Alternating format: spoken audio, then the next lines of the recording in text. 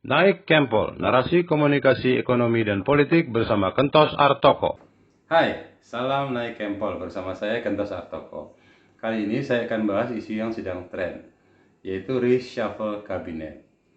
Isu ini bergulir semenjak Presiden Jokowi pada tanggal 18 Juni lalu mengundang seluruh jajaran kabinetnya untuk mengikuti rapat kabinet paripurna.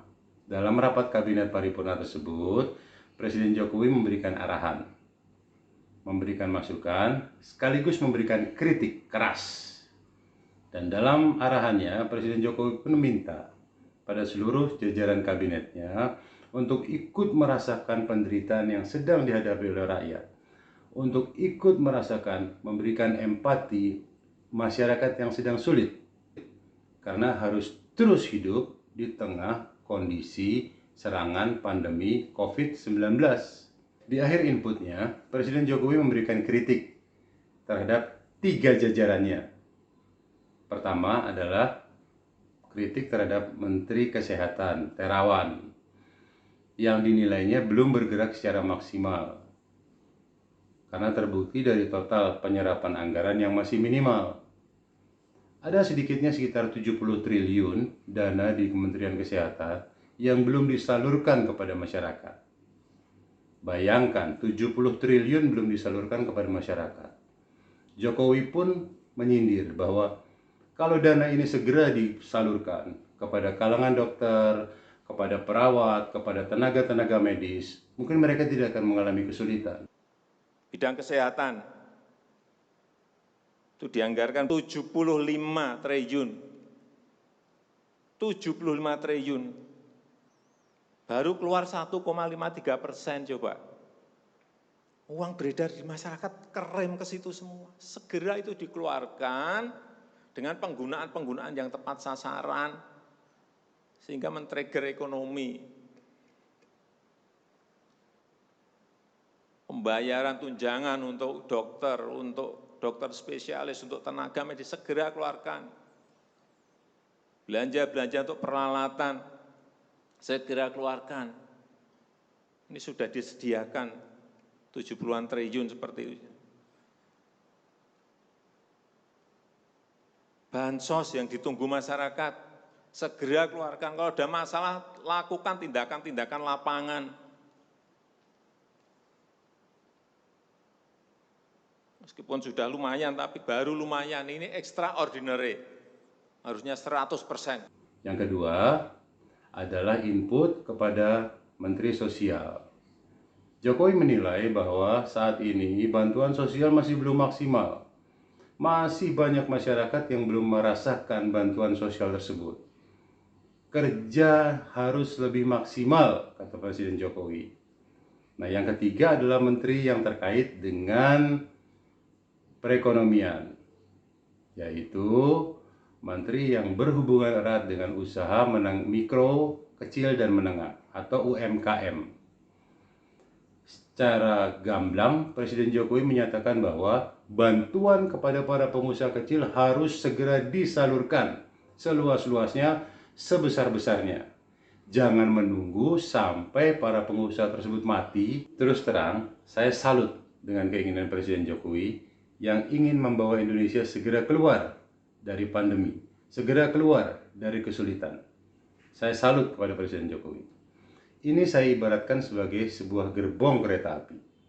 Gerbongnya, lokomotifnya ingin berjalan dengan kencang, tapi di tengah-tengahnya ada 1 atau 2 gerbong atau 3 gerbong yang sudah karatan, yang sudah macet.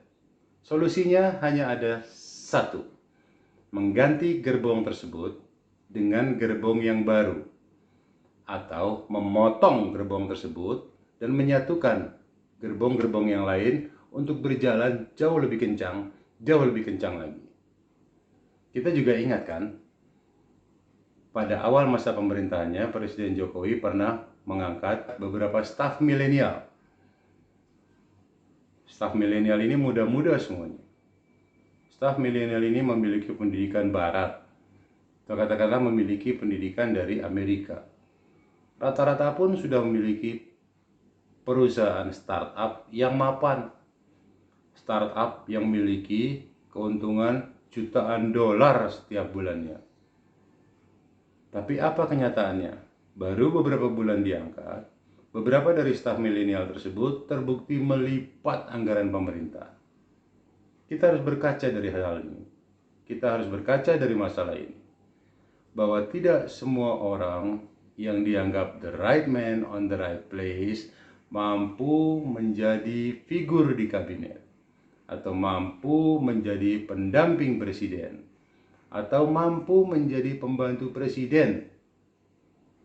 Untuk menjadi pembantu presiden, selain memiliki kecakapan, juga harus memiliki rasa tanggap yang sangat dalam terhadap melakukan reshuffle terhadap anggota kabinetnya atau terhadap pembantu-pembantunya yang tidak mampu bergerak secara cepat mengikuti lokomotifnya, yaitu Presiden Jokowi.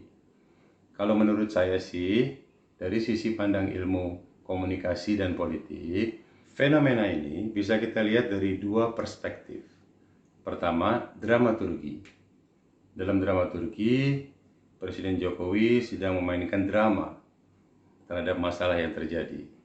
Drama bahwa Indonesia sedang krisis, drama bahwa menteri-menterinya tidak berjalan dengan baik, drama bahwa ada beberapa menterinya yang harus diganti. Tapi kok saya nggak yakin dengan teori dramaturgi ini. Yang kedua adalah dari perspektif decision on strike. Artinya apa? Ada orang-orang yang memang harus diganti secara langsung. Ada orang-orang yang memang harus di-cut secara langsung agar gerbong pemerintahan bisa berjalan dengan lancar, bisa berjalan dengan baik, bahkan kencang. Kalau perlu ngebut. Kenapa saya katakan harus ngebut? Seperti kita ketahui bahwa masa pemerintahan Presiden Jokowi kan sampai 2024. Nah, mundur 1 tahun sebelumnya, 2023, masyarakat Indonesia sudah penuh gonjang-ganjing dengan pencapresan yang dinamakan dengan tahun politik. Jadi, efektivitas pemerintahan Presiden Jokowi hanya sampai pada tahun 2022. Nah, dalam jangka waktu 2,5 tahun ini, dibutuhkan orang-orang yang siap mental, orang-orang yang benar-benar pekerja keras, orang-orang yang tanggap terhadap masyarakat, yang tanggap terhadap penderitaan masyarakat, yang juga bergerak cepat untuk membawa Indonesia pada kondisi perekonomian yang maju. Kalau perlu disejajarkan dengan negara-negara maju yang lainnya. Mampukah hal ini dilakukan oleh Presiden Jokowi?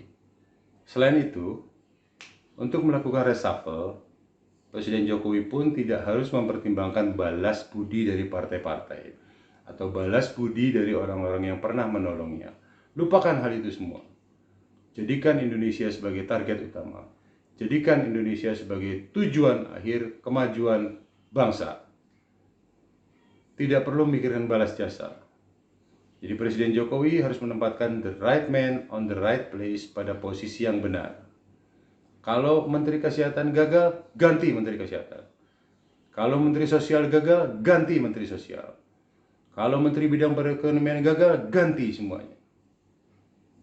Hal ini untuk apa? Bagi bangsa.